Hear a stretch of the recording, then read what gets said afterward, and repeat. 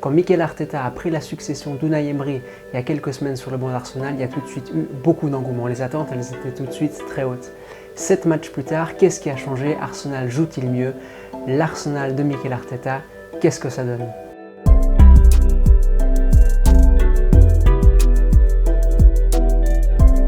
Hey, j'espère que vous allez bien, j'espère que votre équipe préférée va bien. Mikel Arteta, parlons-en. C'est vrai que depuis son arrivée sur le banc des Gunners, il n'y a pas eu une drastique amélioration en termes de résultats.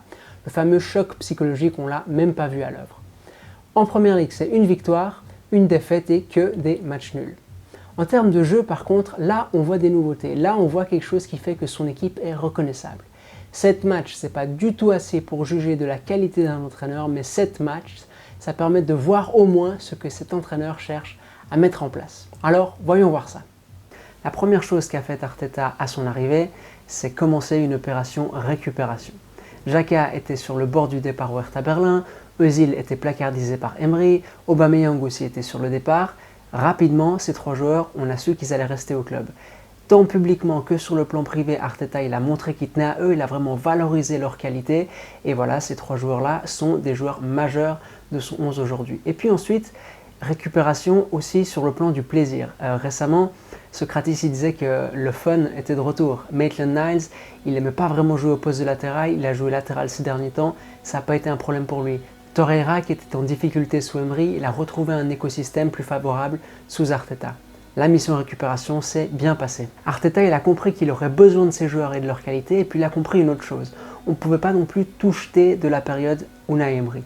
Il y a une chose, peut-être une seule chose qu'Arsenal faisait bien sous l'égide du technicien basque, c'est récupérer le ballon haut et attaquer dans les espaces. Pourquoi? Parce que des joueurs comme Aubameyang, comme Pepe ou comme Lacazette sont assez à l'aise à l'heure de se débrouiller dans des grands espaces, ils sont rapides ou, dans le cas de Lacazette, ils ont vraiment une capacité à s'associer avec les coéquipiers, à se trouver là. Ça a été la base sur laquelle Arteta a construit son projet de jeu. Le fait d'avoir construit une animation basée sur la verticalité et sur une grande vitesse dans les transmissions, c'est une petite surprise quand même. Ça change de ce qu'il avait fait à City aux côtés de Guardiola. À la différence de ce qui se passait à Manchester, on n'a pas une équipe qui voyage ensemble, on n'a pas vraiment une équipe qui cherche à tout prix à se poser dans le camp adverse et à faire circuler le ballon sur un rythme qui n'est pas toujours des plus élevés. Ça colle au profil des joueurs, cette nouvelle manière de faire, et puis il faut dire qu'on ne fait pas non plus n'importe quoi. La vitesse, elle n'est pas recherchée à tout prix, et ça commence par la relance où les choses sont très soignées. Il faut dire qu'à l'heure de jouer dans les premiers mètres, Arsenal a un atout majeur, David Luiz. Les longues balles de David Luiz, c'est vraiment une arme en soi. Il a l'un des plus hauts totaux de la ligue dans les longs ballons. L'autre jour, c'était contre Crystal Palace, le joueur qui a le plus passé de ballons dans le dernier tiers, devant Mesut Özil, et ça c'est incroyable parce qu'il le fait depuis sa défense, il ne le fait pas quand il est déjà en camp adverse. Et ces longues balles de David Luiz, c'est vraiment un élément qu'Arsenal utilise directement pour ressortir. C'est pratique, ça vous fait gagner beaucoup de mètres d'un coup. Il faut garder à l'esprit encore une fois que les joueurs d'Arsenal sont à l'aise dans les grands espaces. Cette longue balle sur le côté gauche pour Aubameyang, c'est quelque chose qu'on voit assez souvent.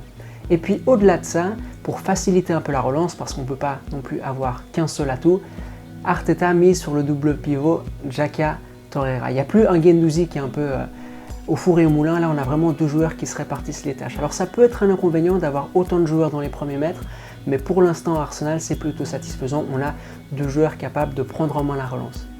Torreira, ça lui convient assez bien. Dès qu'il doit multiplier les efforts, dès qu'il doit couvrir beaucoup de terrain, dès que son activité elle n'est pas très localisée, il souffre pas mal. Là, en ayant un rôle qui est, on va dire, un peu plus exclusif, un peu plus limité, en ceci qui l'officie surtout devant la défense, on a retrouvé un super Torreira. Et puis Xhaka, c'est un peu l'histoire de toujours. C'est un bon joueur, ou même un très bon joueur, dans une certaine parcelle du jeu, quand il a une tâche très délimitée. Là, il l'a, et ses errements ou ses difficultés sont un peu masqués par cette animation mise en place par son nouvel entraîneur. On essaie de relancer propre, on essaie de relancer rapidement vers l'avant, sans surélaborer. Et là, il y a un autre joueur dont on doit absolument parler, c'est Mesut Özil. Ça me fait très plaisir qu'on en parle d'ailleurs, parce qu'il est de retour en allemand. C'est vraiment le joueur qui va être capable d'agiliser les sorties de balles d'Arsenal.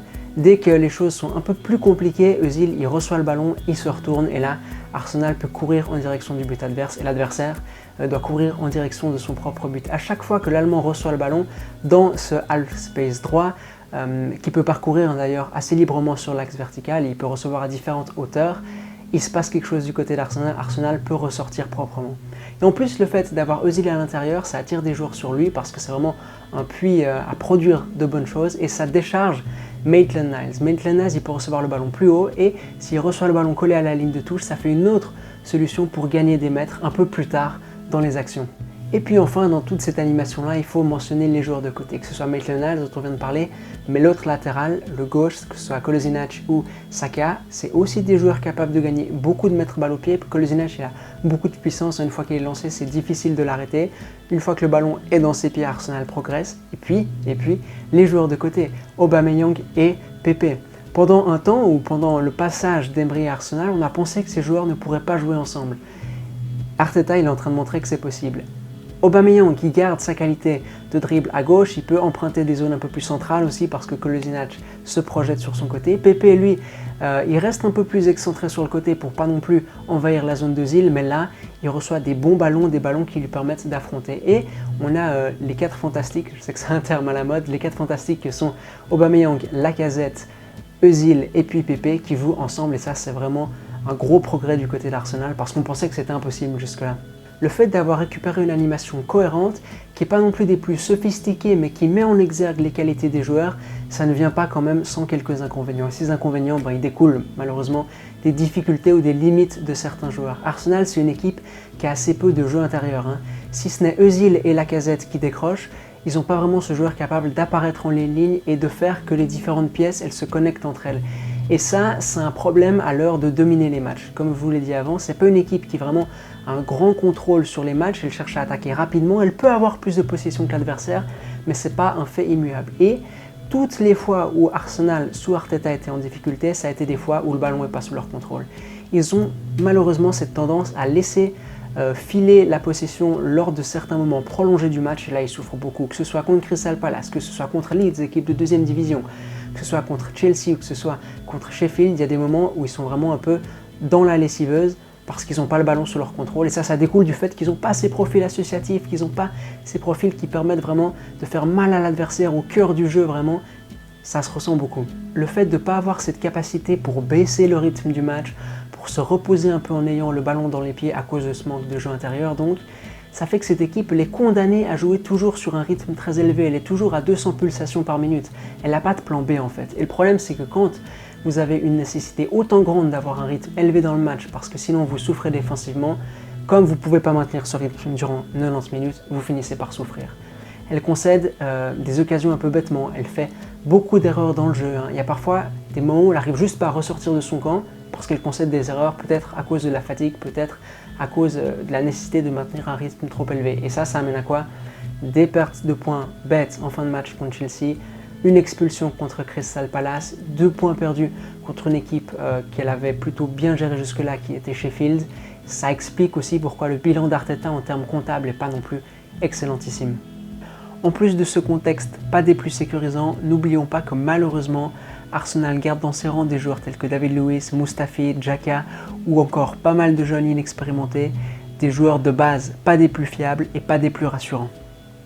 Là où j'aimerais bien voir Arsenal un peu progresser, c'est dans l'introduction d'un joueur que j'aime beaucoup, peut-être je ne suis pas très objectif sur ça, dites-moi en commentaire si vous voyez Ceballos comme une option possible dans ce 11 des Gunners, parce que Ceballos c'est un joueur qui est capable vraiment d'agglutiner un peu des ballons, qui est capable de tisser des liens entre ses coéquipiers, d'apparaître à l'intérieur du jeu vraiment, et puis défensivement c'est un assez bon joueur aussi parce qu'il a beaucoup de coffres. Ça pourrait être une alternative intéressante pour Arsenal, parce qu'autant je me fais pas trop de soucis pour eux dans le jeu, parce qu'il y a des principes qui sont bien établis, des joueurs dont les qualités sont maximisées, autant le football est un jeu d'erreurs, et si Arsenal continue à faire des erreurs comme ça, même s'il domine les matchs, même s'il est satisfaisant dans le jeu, il va perdre des points bêtement. Et n'oublions pas qu'on est là pour gagner quand même.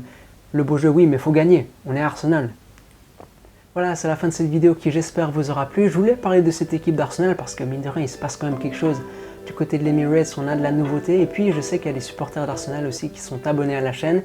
Et à chaque fois que je faisais mon intro en disant « J'espère que votre équipe préférée va bien », ils me disaient en commentaire « Mais tu crois que mon équipe, elle va comment? Je suis fan d'Arsenal. » Alors voilà, les Gunners, vous avez peut-être un motif d'espoir pour la suite de la saison. Nous, on se retrouve la semaine prochaine, on parlera de Quique Setien parce qu'il y a quelque chose aussi qui se passe du côté du Camp Nou. Et puis n'hésitez pas d'ici là à vous abonner, je vous remercie pour les pouces bleus que vous m'octroyez et puis pour la qualité des commentaires aussi que vous laissez parce que je vous promets qu'il y a vraiment des pépites dans ces commentaires. D'ici là, bonne semaine, allez, Ciao!